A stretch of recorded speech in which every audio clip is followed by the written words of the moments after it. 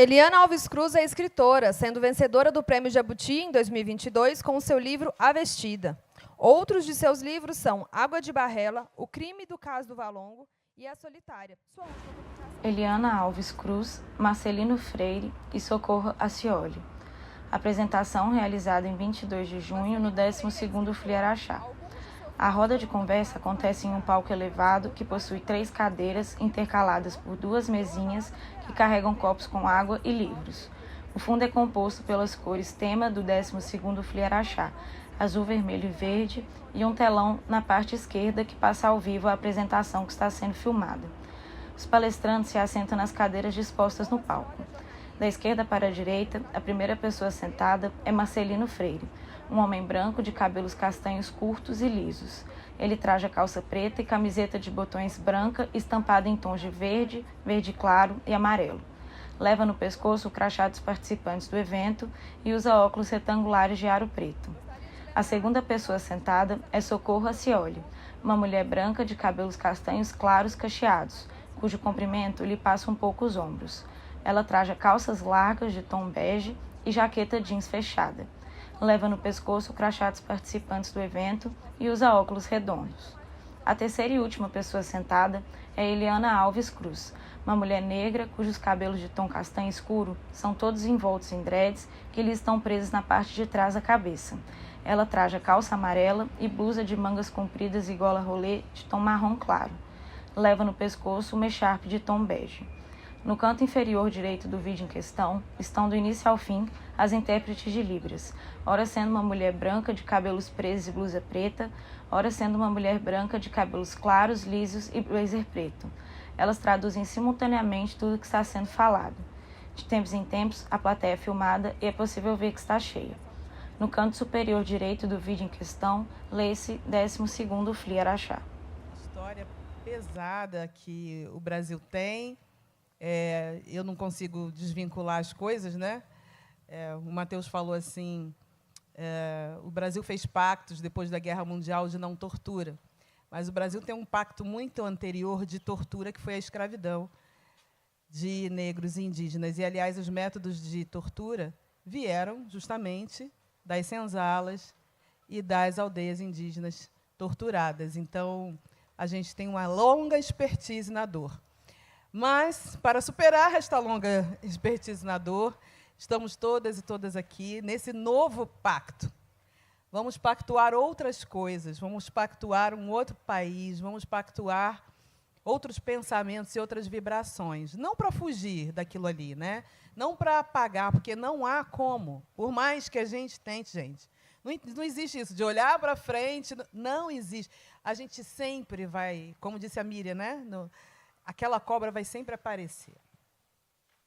Todo mundo tem uma cobra que vai sempre aparecer. Mas a gente pode muito mais, né? A gente pode seguir adiante, vingando, como disse a mesa da Márcia, vingando, e as letras são boas para essa vingança, mas também formulando outros pactos e outros acordos. Então, eu queria perguntar para vocês, falando sobre isso... A sua autodescrição. A minha descrição, já fui direto, embananei aqui. Bom, eu sou uma mulher negra, de dreads, com acessórios dourados, uma blusa de manga comprida bege, uma calça verde e tênis branco. Vou passar aqui para a autodescrição dos colegas. Sou primeiro, Marcelino, que a tua é a melhor de todas. A tua é a melhor de todas. Boa noite. Boa noite. Não venham dizer que estão cansados e cansadas, que o pessoal que faz a Fliarachá não está cansado nada, né? Olha ali, o pessoal da técnica. Eu sou Marcelino Freire, sou branco, estou vestido hoje da salada, é porque a gente come numa casa maravilhosa ali. Aliás, um aplauso para aquela equipe toda que nos dá de comer, beber, não é? Aí tem sempre uma pimenta ali, uma coisa, então eu estou com uma camisa de pimenta, de espada de São Jorge, onde eu estava com a outra camisa de São Jorge. E eu acho que esse formato da Fliarachá, da gente se encontrar sempre, fazer mais de uma mesa, a gente vai também atualizando os assuntos e atualizando as imagens. Eu tenho certeza porque eu estou mais com o rosto mais inchado de tanto comer e beber, que eu nunca comi tanto. Eu sou assim, só de tomar café, almoçar e fazer um lanche no final da tarde, comendo o dia inteiro. Então é bom que a gente vai atualizando a nossa autodescrição. Estou com a calça preta, sou branco, estou usando óculos, tenho 57 anos, com cara de 77, porque a pandemia deu 20 anos para cada um de nós a mais. É isso, por enquanto. Não, faltou aquele detalhe que você sempre diz, Qual é? sobre a sua pessoa. Eu sou um homem também muito gostoso, muito bonito. E muito modesto. Boa noite, meu nome é Socorro. Eu sou mulher branca, estou usando uma camisa jeans, uma calça branca e um tênis preto. Sou modesta, então não vou dizer as coisas que o Marcelino diz, não. E qual era a pergunta que você ia fazer para A gente? pergunta é... Já gastei minha pergunta, né? Qual era a pergunta que a gente ia fazer? Você fazer? A pergunta é, a gente esteve de manhã aqui com o evento das crianças, da entrega dos prêmios literários. E a coisa mais linda, mais fofa, mais maravilhosa do mundo, todo mundo chora com aquelas criancinhas, é a coisa mais incrível. Quem eram vocês naquele momento da vida? O que passou pela cabeça vendo aquelas crianças desfilando aqui, ganhando prêmios de desenhos e redação? Eu achava que eu não ia chorar assim. Fazia tempo que eu não chorava num evento literário, mas eu estava chorando, todo mundo chorando. Hoje de manhã, para quem não esteve aqui, era a entrega da premiação, né, dos estudantes, dos alunos, alunas, desde meninos e meninas de 4 anos, 5 anos, 6 anos, até adolescentes, de redação de desenho.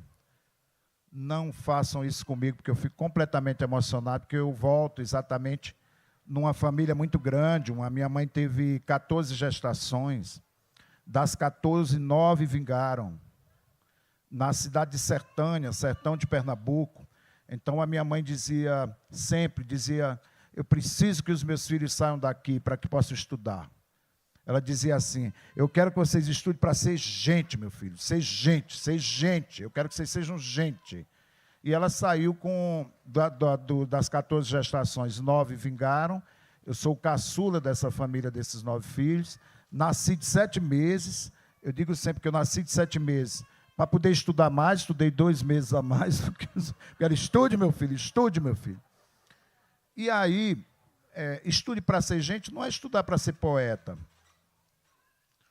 É para ser engenheiro, advogado, médico. Minha mãe tinha uma pessoa lá na cidade chamada Dr. Lafayette. Meu filho, Dr. Lafayette. Meu filho, Dr. Lafayette. O Dr. Lafayette não era um poeta. O Dr. Lafayette era um médico, um advogado. Eu nunca sei quem foi o Dr. Lafayette, mas ela queria que a gente fosse o Dr. Lafayette, né? E aí, quando eu descobri, na escola pública, onde eu sempre estudei, e essa insistência que a gente estudasse, eu descobri a poesia do Manuel Bandeira, eu sendo pernambucano, já morando no Recife. Então, quando eu descobri a poesia do Manuel Bandeira, eu quis ser poeta, alguma coisa me ligou ali. É uma poesia chamada O Bicho, que todos vocês, todas conhecem. Vi ontem um bicho na imundície do pátio catando comida entre os detritos. Quando encontrava alguma coisa, não examinava nem cheirava, engolia com voracidade. Este bicho não era um cão, não era um gato, não era um rato. Este bicho, meu Deus, era um homem. Eu lembro que eu lendo essa poesia, eu digo, não é um gato. E o poeta dizia, não é um gato, não é um cão, não é um cão. Catando comida entre os detritos, eu não sabia o que era detrito, mas coisa boa não era. Esse bicho não, ele faz uma coisa incrível nesse poema. Não era um cão, não era um gato, não era um rato, era menos, era um homem catando comida no lixo. Eu fiquei tão espantado com aquilo, que eu fui ler para minha mãe, que ela gostava que eu lesse as coisas para ela. E quando eu terminei, era um homem. Ela dizia, eu já sabia disso. E você estude para ver se você consegue alguma coisa, para não participar exatamente desse poema que você leu para mim, não é? Então, era uma mulher que chegou com esses 9 filhos no Recife, fui estudar escola pública. Os professores e professoras são bibliotecas ambulantes, porque me viu gostando da poesia do Manuel Bandeira, e uma professora chamada Ilza Cavalcante me deu uma antologia do Bandeira. E me dando uma antologia do Bandeira, ela estava me dando um poeta doente, a falência múltipla de todos os órgãos, a vida que poderia ter sido e não foi. E como eu nasci de 7 meses, possivelmente, e caçula, eu sempre fui bem ali cuidadinho, doentinho, aquela coisa toda, e eu descobri no Bandeira que eu tinha doutorado ali, eu estava me doutorando a ser doente, a não ser saudável. Eu lembro que eu comecei a tossir, minha mãe dizia, o que é isso? É tuberculose. Porque eu ia ver Castro Alves, morreu tuberculoso. Alfonso Guimarães, morreu tuberculoso. Augusto dos Anjos, que foi outro acontecimento da minha vida, morreu tuberculoso. Eu digo, só tem que morrer tuberculoso. Até que eu conto sempre essa história, que eu comecei a passar mal na escola, e eu digo, agora é tuberculose. Passando mal em aula de educação física que você corre para lugar nenhum, correndo no sol. Eu detestava, fui fazer teatro aos 9 anos, então também tem isso, de fazer teatro aos 9 anos, descobri Manuel Bandeira aos 9 anos, e aí eu comecei a passar mal na escola. Aí minha mãe, olha o que a minha mãe fez, e aí para terminar a minha resposta, isso tudo nessa vida escolar, de fazer teatro, Manuel Bandeira, professora Elza Cavalcante, minha mãe, muito orgulhosa, esse meu filho é muito inteligente, tudo. Ela, eu passando mal, o que é que você voltou mais cedo para casa? Passei mal na aula de educação física. Colocou a sandália, eu vou lá. O que é a senhora? Eu vou lá. Então, ela pegou na mão. A minha mãe era uma mulher muito educada, ela pedia com licença, mas já ia entrando, sabe? Todo mundo me conhecia, que eu era um bom aluno, sempre fui um aluno bom. Ela foi entrando na sala dos professores, dizendo, com licença, mas já foi entrando. Aí disse, o que é que aconteceu, dona Carminha? Marcelino, aconteceu alguma coisa? Aconteceu. Ele está passando mal na aula de educação física. Diz que está vomitando, está passando mal. Eu vim aqui para dizer para vocês que não é fome. Não é fome. Boa tarde.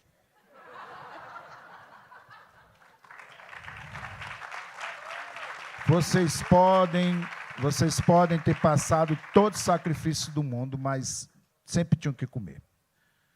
Então, ela tinha isso aí. Aí a gente foi descobrir o que era sopro no coração. Aí eu passei uma infância fazendo exames, anêmico, tomando muito suco de cenoura, etc.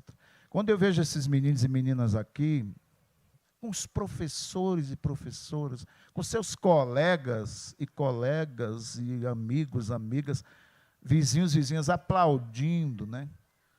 Tantas histórias também que eu fiquei sabendo aqui, que o Carlos, que apresenta aqui, ele pode nos corrigir, que ele também ganhou, né? Nessa prática. Está aqui hoje um dos curadores do evento, aplauso. Isso é história linda demais. Isso nos enche de muita esperança. Então, é isso que eu queria comentar dessa minha fase, dessa minha emoção. Bom, a pergunta era sobre como é que a gente estava, como é que eu estava nessa idade dos meninos aqui, né, do prêmio. Era uma criança super tímida, e eu acho que muitas pessoas podem se identificar com isso, que as crianças que são tímidas são retraídas e gostam de desenhar e escrever história em quadrinho, e criar, inventar e ficar nesse mundo próprio. Assim, e eu era como tantas e tantas crianças, e gostava muito de escrever e gostava muito de doce, chocolate, continuo gostando. Então, eu estudava no colégio, eu era bolsista numa escola lá de Fortaleza, eu sou de Fortaleza, moro em Fortaleza, e eu era bolsista numa escola lá de classe média alta e tal, e sofria um monte de bullying, mas, às vezes, eu me favorecia com o bullying, porque eu tinha uns colegas que não gostavam de escrever redação, detestavam redação, e aí eles pediam para que eu escrevesse a redação deles e eles me dariam chocolate. E eu aceitava com muita facilidade. Muita facilidade. A encomenda, eu gostava do Lolo, que era um chocolate que tinha saído de linha e voltou agora. Graças a Deus, o Lolo voltou. E eu escrevia as redações para os meus colegas para ganhar Lolo. Era bem barato. Era bem barato. E eu escrevia, eu me empenhava para fazer uma boa redação. Eu estava sendo paga, eu estava trabalhando, e eu fazia ótimas redações para uns colegas que tinham bastante dificuldade. E aí a professora descobriu, lógico. A professora descobriu e chamou, aí foi contar para o diretor do colégio, né, que era o doutor Roberto Carvalho Rocha. Era uma escola muito católica, muito rígida. E aí, um dia, eu fui chamada para ir para a sala do diretor, o que é, para qualquer pessoa, em qualquer escola do mundo, a pior coisa que pode acontecer, a coisa mais grave que pode acontecer é ser chamado pelo diretor. Eu fui, e o doutor Roberto foi perguntar por que eu estava fazendo isso, né, que era errado você fazer coisas pelos outros. Você disse que era crime de falsidade ideológica, disse lá, citou o crime e tudo, que ele era advogado, e citou o crime e tal, e pronto, daqui eu saio presa, lógico. Daqui eu vou para a prisão, e eu lá já resignada. Aí ele perguntou por que eu fazia, eu disse, porque eu gosto, eu ia dizer de chocolate. Aí o primeiro eu disse assim, porque eu gosto de escrever. Graças a Deus. Porque se eu tivesse dito eu gosto de chocolate, o destino tinha sido talvez a cadeia mesmo. Mas não, eu disse, porque eu gosto de escrever, porque eu acho bom, porque eu quero ajudar os meus amigos. O fulaninho de tal não escreve, o fulaninho de tal não sabe. E aí ele começou a fazer perguntas. Você escreve, porque eu tenho asma, eu não posso brincar, eu não posso não sei o que. Era igual a tia, a gente podia ter sido amigo na infância. A gente ficava tudo lá com sopro no coração e eu asmática, cada um morto para cada um. Tinha que virar escritora, né? A gente se deitava um em cada cama. Ficava um deitado em cada cama, bem pertinho de Pernambuco, Ceará. Bem pertinho. Perderam. A gente perdeu essa chance na infância. A gente perdeu essa chance. Ainda bem que a gente se encontrou depois. E aí ele perguntou, eu falei que eu ficava escrevendo e tudo, e ele aí chamou minha família. Aí eu pensei que era para comunicar a prisão, mas aí não, ele foi falar para que estimulassem e tal. E lá no Ceará tem um cineasta, o Rosenberg Cariri, que, na época, estava montando uma editora. Eu não sei como foi que chegou nele um texto meu, e aí a gente publicou. Ele disse que ia publicar um livro, que era o Pipoqueiro João, que era a história de um pipoqueiro que ficava na porta da escola, e os diretores mandavam tirar, porque diziam que ele ia vender droga junto com a pipoca, não sei como. Mas diziam, e tiraram o João, e eu gostava muito dele, eu escrevi um livro dedicado a ele, porque eu fiquei com muita pena, porque tiraram ele de lá. Aí, no livro, eram as bruxas que levavam aquela coisa toda de criança asmática, que tomava muito Berotec. Acho que alterou a minha cabeça e nunca mais voltou ao normal. E aí, esse livro foi publicado, aí o Rosenberg disse assim, olha, se você vender X exemplares, que eu não sei quanto era, dá para comprar uma bicicleta. O que você quer comprar? Eu disse, uma bicicleta de cestinha, que era meu sonho. Aí dá para comprar uma bicicleta de cestinha. Aí a gente vendeu realmente os exemplares lá, que dava para comprar, comprei a bicicleta de cestinha. Aí eu achei que estava resolvida a minha vida, que era assim, eu ia escrever as histórias, ia vender os livros e ia comprar as coisas. Mas aí me disseram que não, que isso não era profissão, que essa profissão não existe, que eu tinha que ter uma profissão de verdade. E aí eu desisti. Pronto, aí eu respondi a pergunta, depois eu conto como foi o resto.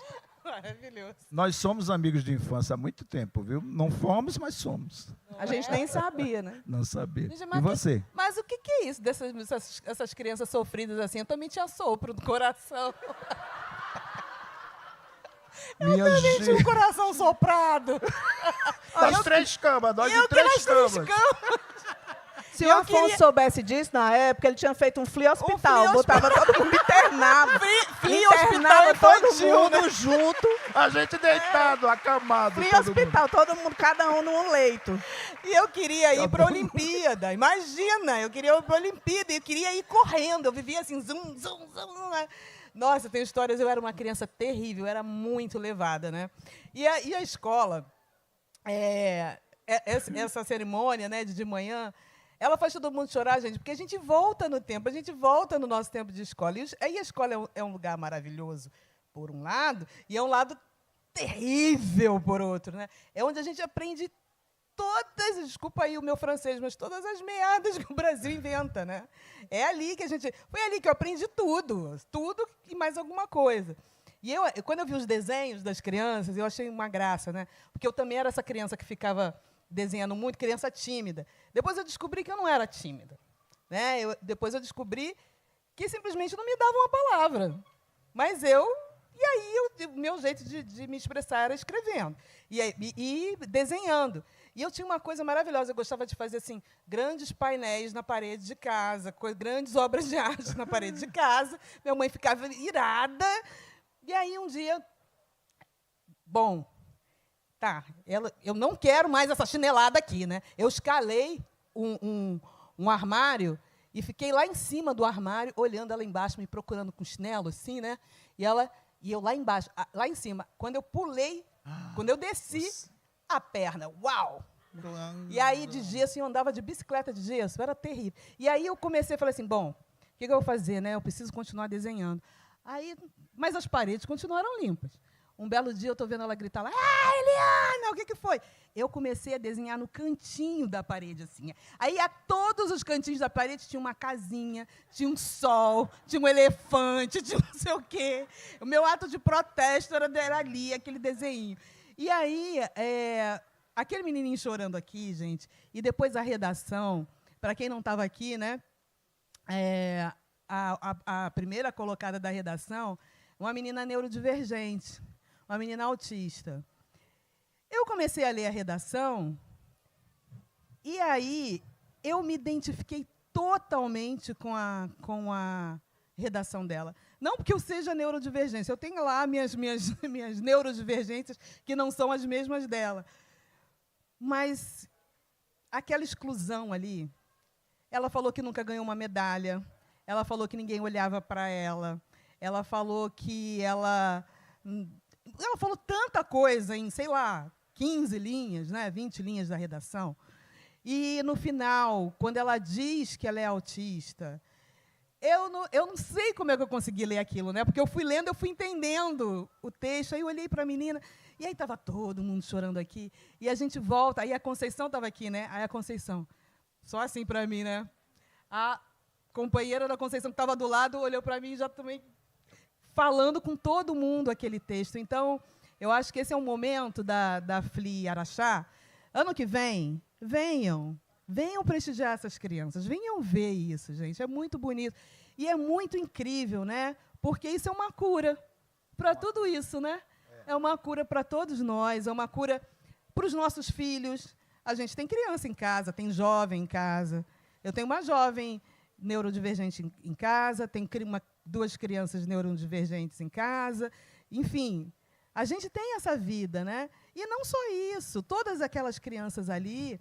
E aí isso faz a gente pensar também numa outra escola, numa outra educação que pode ser possível, numa outra forma de ensinar. A gente tem o Tino aqui. Eu acho que o Tino devia participar de eventos aqui à noite para falar com vocês, porque é uma pessoa que fala com as crianças. E é muito importante que a gente plante isso aí. Se é que a gente quer que aquilo que aconteceu na mesa anterior, para quem não estava aqui, o filho da Miriam Leitão, Matheus Leitão, que entrevistou todos os torturadores do pai, mostrou aqui trechos do documentário, um troço assim crudelíssimo. Se a gente quer que aquilo não aconteça, a gente tem que começar a fazer alguma coisa hoje, com aquelas crianças que estão aqui, que estão nas nossas casas. Então, caramba, sabe, eu acho que é a chance que a gente tem de transformação mesmo, e lá naquele lugar terrível que é a escola. Aquele é o lugar de reprodução de tudo, né? A culpa não é nem dos pequenos, eles estão reproduzindo comportamentos que eles vêm por aí. E o pior, vem dentro de casa. Então, eu fui uma criança, acho que Socorro, Marcelina em alguma medida, nós artistas, às vezes, né, nós fomos crianças da FLI Hospital. Né? Muitas crianças da FLI Hospital. E essas crianças da FLI Hospital, elas precisam de voz. Né? E eu ali fiz uma viagem no tempo, lembrei da minha mãe, que era professora. Minha mãe era professora, eu até sinto o cheiro do mimeógrafo, né? Aquela provinha. E aí eu ajudava ela a rodar as provinhas no mimeógrafo, aquele cheiro do álcool. E minha mãe era uma excelente professora. Minha mãe perdeu a fé na educação. Minha mãe perdeu a fé na educação. E ela era excelente professora, excelente. Ela ensinava naquelas turmas que diziam assim, tinha um nome a turma, alunos especiais, era a turma AE. E esse AE passou a ser um estigma. De nome de turma passou a ser fulano é AE, é sinal que fulano é maluco, que fulano, né? Passou a ser um estigma, passou a ser uma coisa pejorativa. E minha mãe era professora nessas turmas. E ela era excelente professora, mas ela era tão desencantada com o salário, ela era tão desencantada com... Não era nem o salário, era a falta de valorização desse trabalho tão importante. E aí ela pediu exoneração, ela tinha uma matrícula, acho que no município, não sei, ela pediu exoneração. E ela, no final da vida, que ela não sabia que era final da vida, que ela só tinha 45 anos, né? ela tentou voltar. E aí ela faleceu com 46. 6 meses depois que ela faleceu, saiu no Diário Oficial que ela tinha conseguido voltar, conseguido a matrícula de professora. Então, a escola é um ambiente que eu vou e eu me acabo sempre, eu choro sempre. E criança e escola, eu nunca recuso estar, né? Então, eu acho que esse é o lugar da infância, mas é muito libertador ver que, enfim, a gente está num outro momento, né? E que esse lugar pode ser um lugar do afeto, e não do aprendizado da exclusão.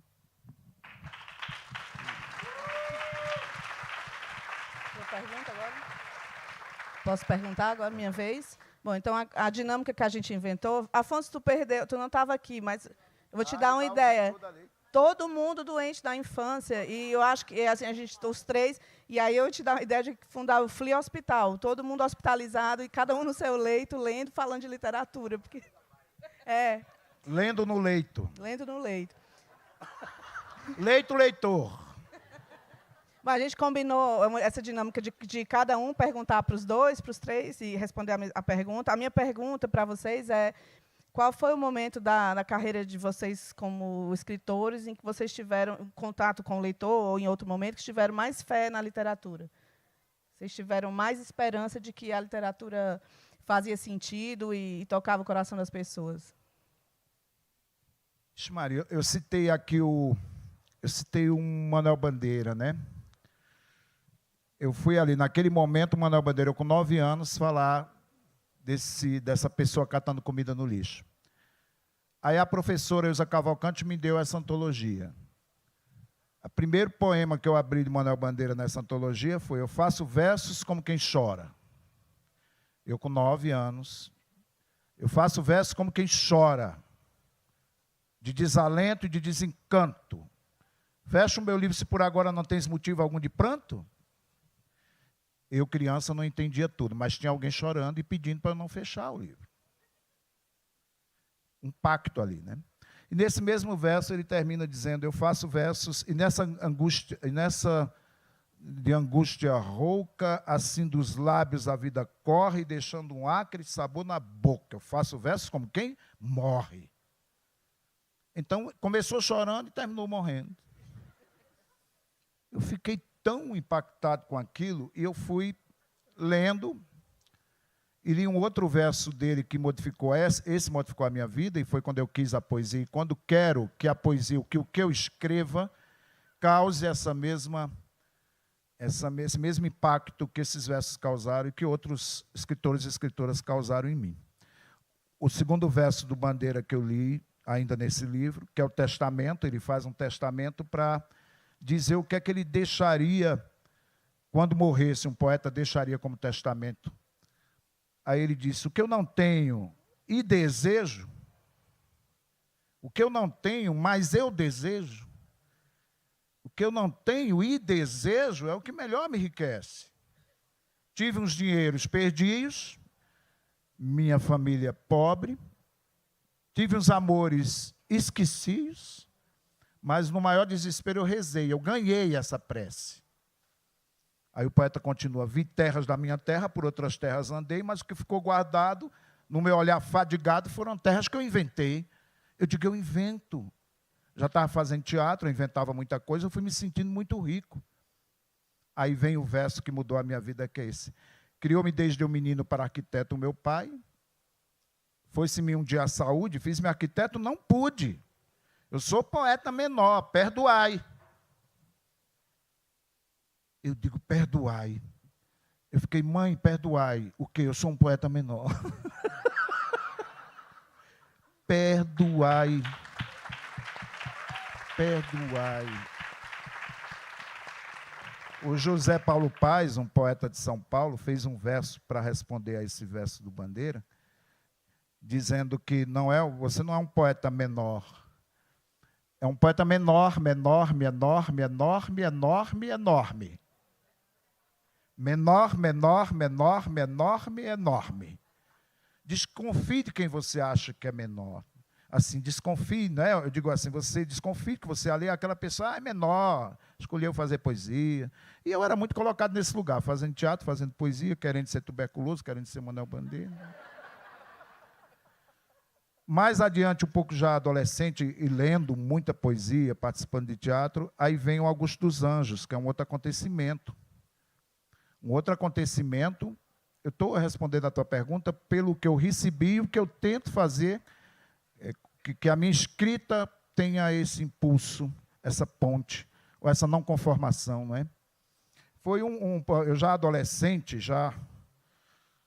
que eu acho que o escritor ele escreve, que ele sabe o que as pessoas estão pensando enquanto almoçam, enquanto jantam. O conto da Clarice Lispector, Feliz Aniversário, de uma matriarca de 100 anos, é o que é que todo mundo, olha que lindo, olha que maravilha, 100 anos. Mas na hora em que diz que ela vai precisar morar com algum deles, vira um inferno aquele jantar. Então, o escritor, a escritora, escreve o que está pensando enquanto está na noite de Natal. Sadia é o peru, não a família, né? É muito. Então, o escritor vai nesse cantinho. Quando eu li A Metamorfose de Franz Kafka, eu fui jantar na minha casa com a família e seus agregados, eu já sabia o que era ser escanteado, ser colocado de lado porque acordou transformado num inseto monstruoso, né? Então, eu perguntava para mim, se eu acordar amanhã transformado num inseto monstruoso, quem daqui vai estar do meu lado? Mas eu pensava, eu já estava ganhando esses elementos. Estou comentando isso porque vou para o Augusto dos Anjos, quando ele faz aqui os versos íntimos, né? Vês, isso eu acho maravilhoso, que eu penso sempre alguém bebendo com outra pessoa, dizendo, vês, presta atenção, tá ligado, mano? Tá ligado, vês. Ninguém assistiu ao formidável enterro de tua última quimera. Somente a ingratidão. Olha que coisa linda. Eu sempre escrevo, porque eu quero que o meu livro tenha essa pantera. Essa pantera, eu acho a coisa mais linda. Aí todo mundo diz, isso é rima. Isso não é rima, não. Isso é um enlouquecimento. É quando a palavra enlouquece. Veja, ninguém assistiu ao formidável enterro de tua última quimera. Somente a ingratidão, essa pantera, foi tua companheira inseparável. Acostuma-te, aí foi que o negócio pegou. Acostuma-te à lama que te espera. O homem que nessa terra miserável mora entre feras, pantera lá, ó, sente inevitável necessidade também ser fera. Toma um fósforo, vai. Um poema tem que parar para acender o cigarro, porque a gente acha que o poema tem que ficar lendo. Não, ele não parou, não vai dar o cigarro, vai, toma um fósforo. Acende teu cigarro. O beijo, amigo, é a véspera do escarro. A mão que afaga é a mesma que a pedreja. Agora, se ainda alguém causa pena na tua chaga, a pedreja é essa mão viu que te afaga. Escarra nessa boca que te beija. Eu estou te dizendo. Tá ligado? Vamos para casa que tu tá bêbado demais. Vamos, eu te acompanho. O poema tem um antes, um durante e um depois. Quando eu escrevo movido por isso. Eu não sou da paz. Paz é coisa de rico. Não visto camiseta nenhuma, não, senhor. Então eu estou no mesmo movimento, na mesma angústia e na mesma vingança. Como foi falado aqui, escrevo para me vingar.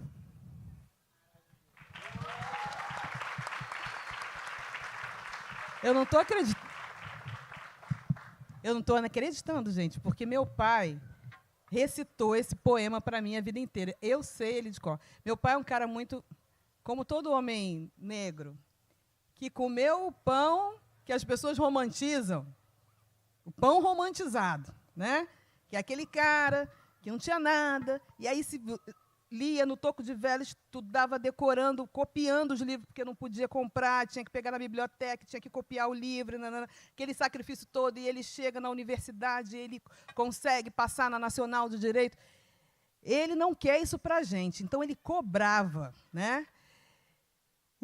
Isso é pesado, né? Isso é pesado, porque nem sempre você consegue corresponder.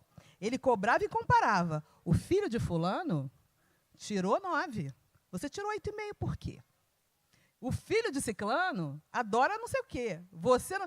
Então, era uma coisa assim, de você não conseguir... Afinal de contas, quem sou eu, né? porque eu tenho sempre que estar no espelho de outra pessoa e eu não posso jamais, porque ainda na minha família ainda tem essa coisa, né, que está aí no Água de Barrela. Minha avó diz, eu lavei a latrina, minha bisavó, ela foi faxineira da Câmara dos Deputados da Bahia.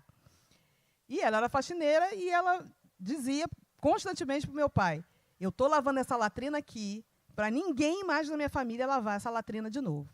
Então, tinha o medo desse lugar que você talvez não alcançasse, e tinha a latrina me assombrando aqui, né? Tinha a latrina, tinha aqui a escovinha da latrina aqui me assombrando.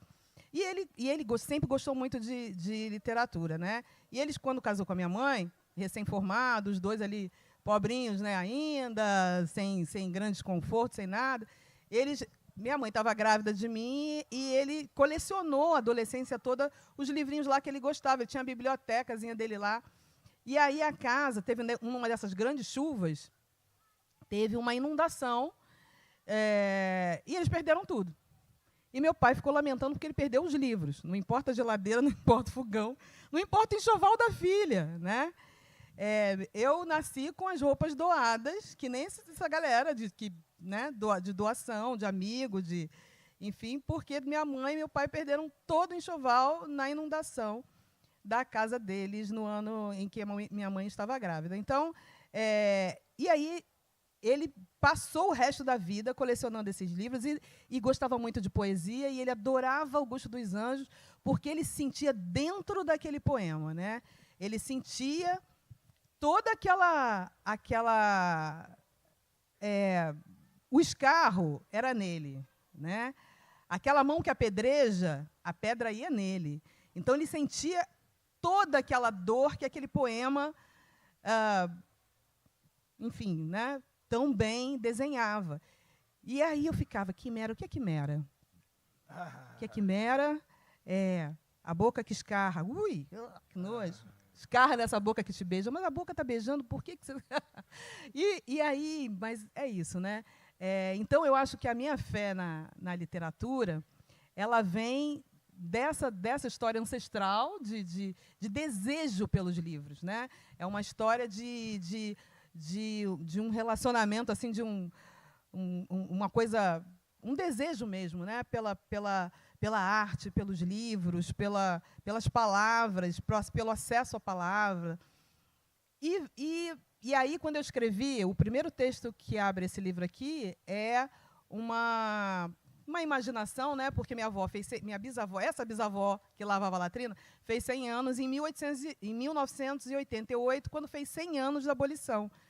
E aí nós fizemos uma festa e ela estava lá na cadeirinha de rodas dela, e eu fiquei imaginando o que ela estaria pensando. Então, o texto que abre o livro é uma imaginação sobre o que ela estaria pensando nesse momento.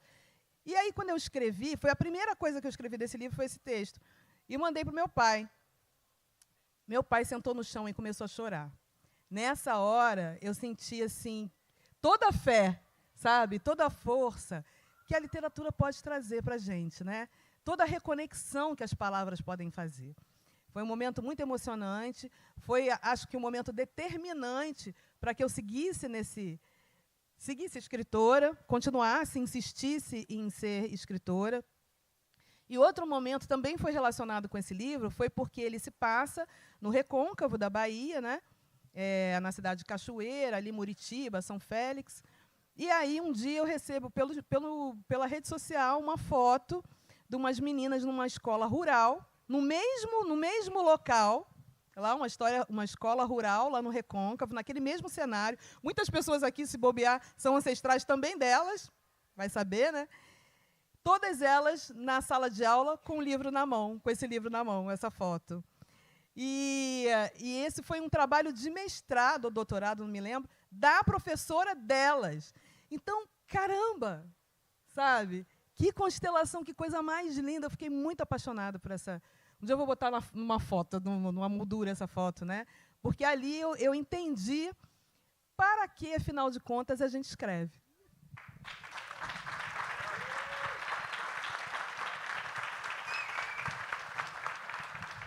E você, Socorro?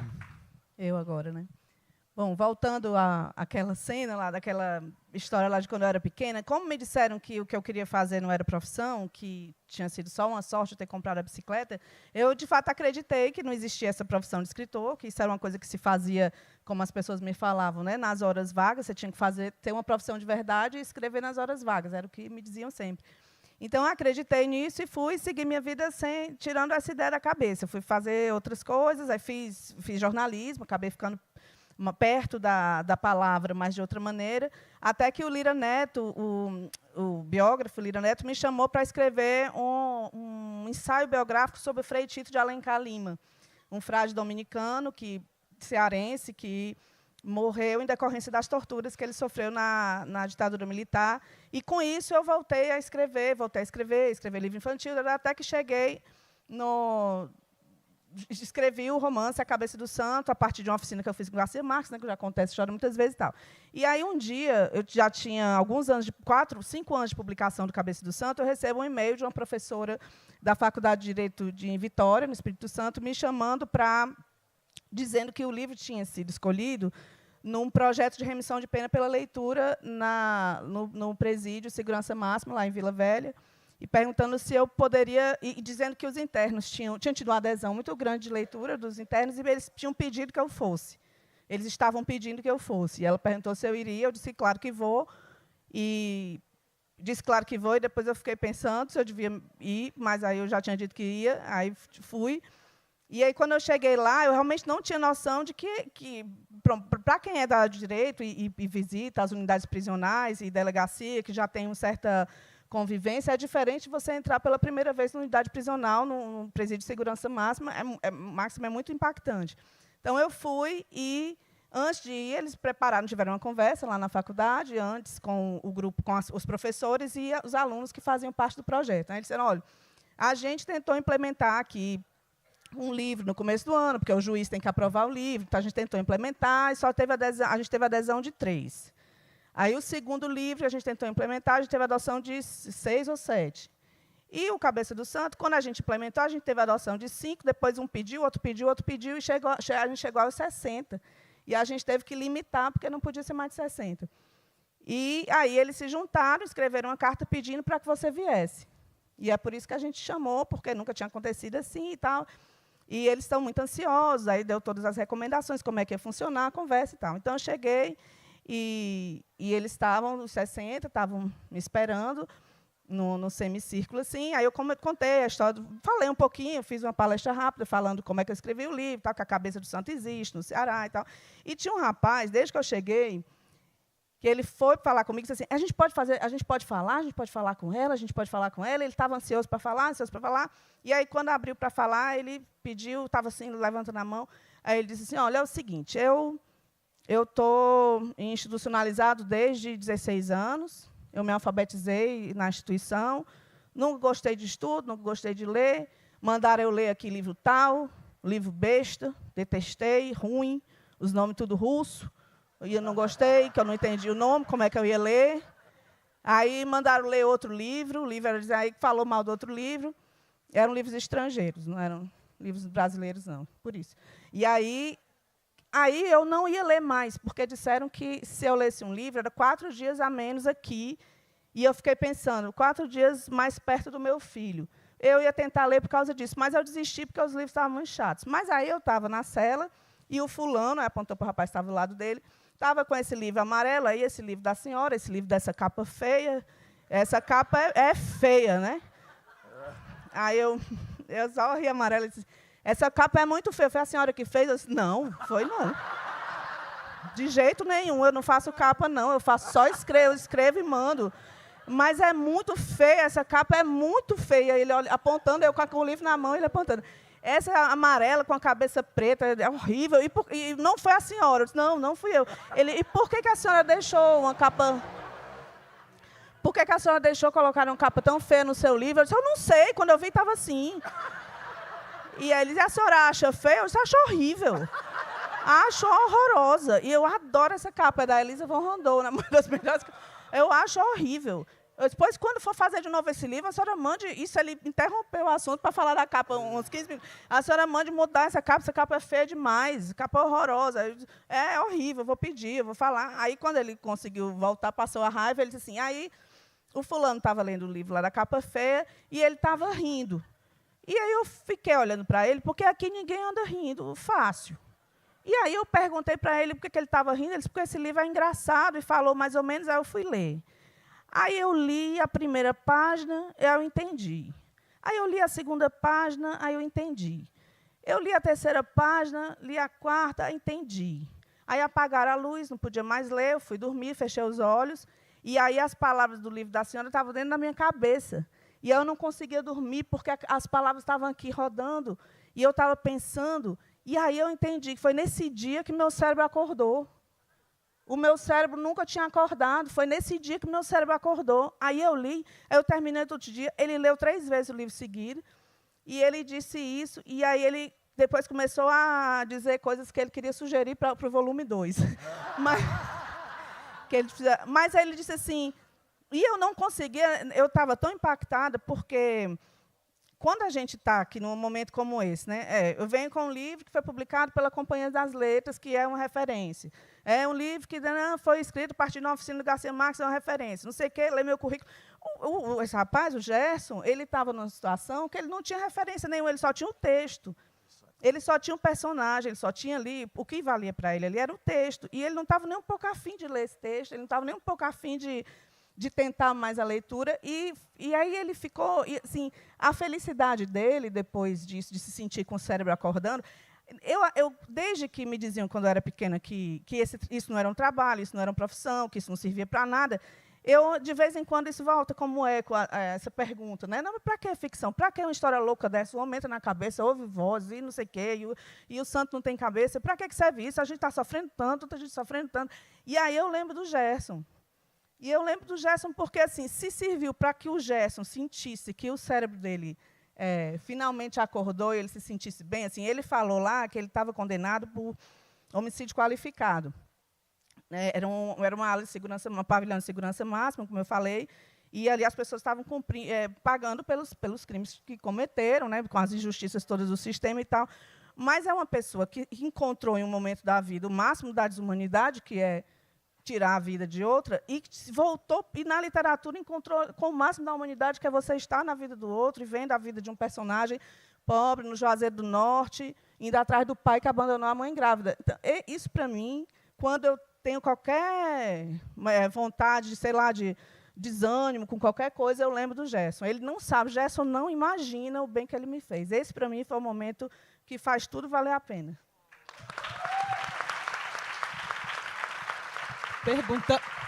Todos perguntamos? Falta você. Agora sou eu que vou perguntar. Pois mas aí me disseram aqui 5 minutos, gente. Sinto muito, ele vai perguntar. Não, vai perguntar, Marcelina. Eu vou perguntar e a gente faz. A pergunta é a seguinte, porque aqui na Flieraxá, a gente tem a dinâmica de participar de várias mesas. Né? Você já participou de várias mesas, Socorro a 2ª mesa, eu a 3ª mesa. Qual é a pergunta que não fizeram para vocês? E respondam essa pergunta que não fizeram. 5 minutos. 5 minutos? Não, 1,5, né? 1,5. Qual é a pergunta? Onde está o amor aonde você escreve? Aí você responde. 1,5. Agora vocês é que lutem. Vocês leiam, por favor, e descubram onde está. Não, o que eu acho é o seguinte, né? Quem fala bem sobre isso é o Jefferson Temório. Todo mundo que é preto escreve, o povo acha que a gente está escrevendo sobre racismo. E a gente não está escrevendo sobre racismo, gente. A gente está escrevendo sobre vida. A gente está escrevendo sobre família, sobre trabalho, sobre amizade, sobre... Óbvio, está lá, né? Faz parte da nossa vida, faz parte do que a gente é como país, mas não é sobre isso exatamente, né? Aqui eu estou falando sobre pessoas que descobriram a leitura, que descobriram a arte. Minha avó, minha bisavó levava meu pai para assistir recital de poesia. Então, ali nascia um leitor que depois fez uma filha escritora. Então, eu estou falando de muita coisa, mas muita coisa mesmo, para ficar e principalmente sobre o amor. Eu estou falando de uma família que não desistiu de amar. Apesar de tudo aquilo ali, apesar de todo aquele inferno, a família não desistiu de amar. E continua nessa insistência pelo amor. Todos os meus personagens, se você olhar bem, né, eu tenho um livro chamado Nada Digo de Ti, que a gente não veja, que a personagem é uma mulher trans no século XVIII. E eu queria que essa mulher tivesse o amor. Então, eu criei lá um amor platônico, um amor não platônico, porque eles vivem intensamente esse amor, mas um amor impossível, né? Um amor... Mas eu queria que ela tivesse o amor, e que ela fosse protagonista, e que ela tivesse... Então, ali tem todo um amor, acho que por nós. A pergunta da mesa da Conceição, né? Você tem orgulho de ser brasileira? Eu tenho orgulho do Brasil que os meus construíram, né? Que os nossos construíram. Desse Brasil eu tenho muito orgulho, e por esse Brasil eu sinto amor.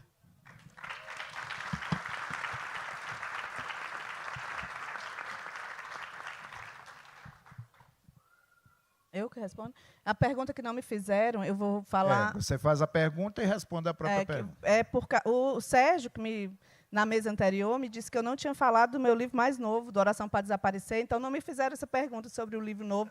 Sei lá, vamos organizar a pergunta, qual é o tema, sei lá, do como nasceu a Oração para Desaparecer, supondo que fosse essa pergunta. Lá no Ceará acontecem coisas muito, muito estranhas, e assim, de ter Santo Antônio que não tem cabeça, várias coisas. E lá no Ceará tem uma praia chamada Almofala. Nessa praia tem uma igreja que ficou 45 anos completamente coberta por uma duna. E me mandavam fotos dessa praia, todas as pessoas me mandam fotos de coisas esquisitas relacionadas à religião, porque dizem que é a minha cara. Todo mundo, olha, tem uma mulher que desenterra cadáver de mulher que é enterrada vestida de noiva, e ela revende os vestidos de noiva em outras cidades. É a tua cara.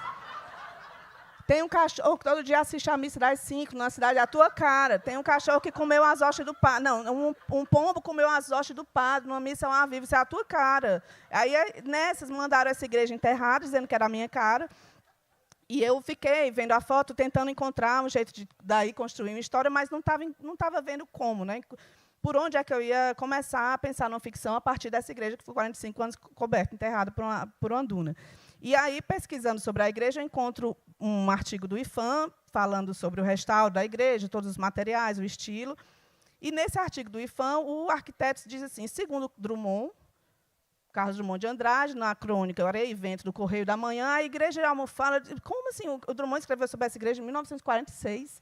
Aí eu encontrei a crônica, 17 de novembro de 46, aí ele começa a crônica dizendo assim, eu peço aos poetas, aos sábios, aos pintores, aos artistas, prestem atenção na igrejinha de Almofala. Aí ele conta a história verdadeira da igreja, que tem a ver com os Tremembés, lá do Ceará, lá da praia de Almofala, e é por isso que eu fui pesquisar a história toda real, para depois construir uma ficção a partir para atender a um pedido do Carlos Drummond de Andrade. Sérgio, eu atendi ao seu pedido também.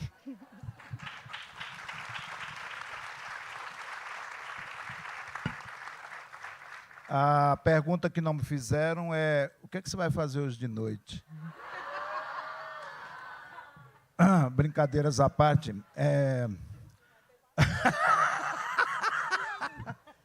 Alguém assoviou, inclusive. Enfim. Não, vamos terminar. Eu acho que vocês podem me encontrar em outros meios aí de divulgação, não é? Agradecer sempre. E é isso. Eu acho que festejar a diversidade e repetir o que eu falei aqui, não estou fazendo propaganda, mas uma literatura, de muitas literaturas, né, agora que a gente encontra nas livrarias, destacar também a literatura de temática LGBTQIAPN+. Falei aqui que acabou de sair um livro que eu acho único aqui no Brasil, não lembro de um livro de uma travesti argentina maravilhosa, Nath Menstrual, que eu e o Giovanni Martins conhecemos lá em Bogotá no mesmo dia.